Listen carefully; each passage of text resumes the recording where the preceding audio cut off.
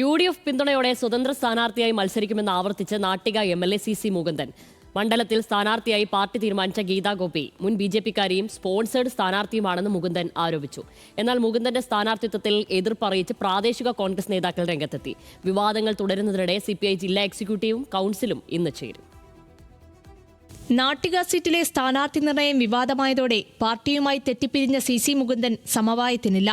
UDF പിന്തുണയും നാട്ടികയിലെ സ്ഥാനാർത്ഥിത്വവും ഉറപ്പിച്ചു കഴിഞ്ഞു. ഇക്കാര്യം ഒരിക്കൽ കൂടി വ്യക്തമാക്കിയാണ് പാർട്ടിക്കും സ്ഥാനാർത്ഥി ഗീതാ ഗോപിക്കുമെതിരെ വിമർശനങ്ങൾ തുടരുന്നത്. രാഷ്ട്രീയത്തിന് അതീതമായി ബന്ധപ്പെട്ട് പോകുന്ന ആളാണ് ഞാൻ. അപ്പോൾ പ്രഖ്യാപിച്ച സ്ഥാനാർത്ഥിനെ ഓരോരോ പ്രവർത്തനം കുറിച്ച് പരിശോധിക്കുമ്പോൾ നാട് ഈ പ്രദേശത്തൊന്നുള്ളതെന്നല്ല, അവർ ഗുരുവായൂർ മേഖലയായിട്ട് ബന്ധപ്പെട്ട് നടന്നതാണ്.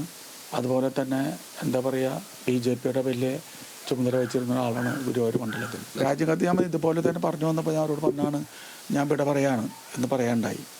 ഈ രാജ്യത്ത് ഒരു അനിവാര്യമാണെന്ന് തോന്നുകയാണെങ്കിൽ അപ്പോൾ എഴുതി കൊടുക്കും. തന്നെ മറികടന്ന് ഗീതാ ഗോപിയെ സ്ഥാനാർത്ഥിയാക്കാൻ പ്രാദേശിക തലം മുതൽ സംസ്ഥാന ഘടകങ്ങൾ വരെ ഒരു CPI നേതാവ് ശ്രമിച്ചു.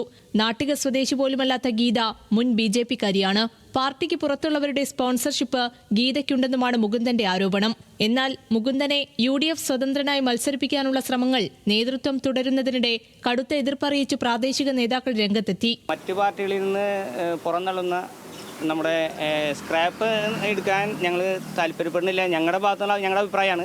ഒരുപാട് ചെറുപ്പക്കാർ ഈ സംവരണ മണ്ഡലം ആയതുകൊണ്ട് കുറച്ച് നാളുകളായിട്ട് 15 കൊല്ലമായിട്ട് വർക്ക് ചെയ്യുന്നവരുണ്ട്, 5 കൊല്ലമായിട്ട് വർക്ക് ചെയ്യുന്നവരുണ്ട്. പാർട്ടിക്ക് ഒരിക്കലും എതിരെ ഞങ്ങൾ നിൽക്കില്ല ഈ കാര്യത്തിൽ. കാരണം പാർട്ടിയെ ധിക്കരിച്ചുകൊണ്ട് മുന്നോട്ട് പോവില്ല. കാരണം ഞങ്ങൾക്ക് പറയാനുള്ള കാര്യങ്ങൾ തുറന്നു പറയുകയും ചെയ്യും. തെരഞ്ഞെടുപ്പിന് തൊട്ടുമുൻപുണ്ടായ വിവാദം പാർട്ടിയെ പ്രതിസന്ധിയിലാക്കിയതോടെ അടിയന്തര ജില്ലാ കൌൺസിൽ യോഗം ചേരാനാണ് CPIയുടെ തീരുമാനം.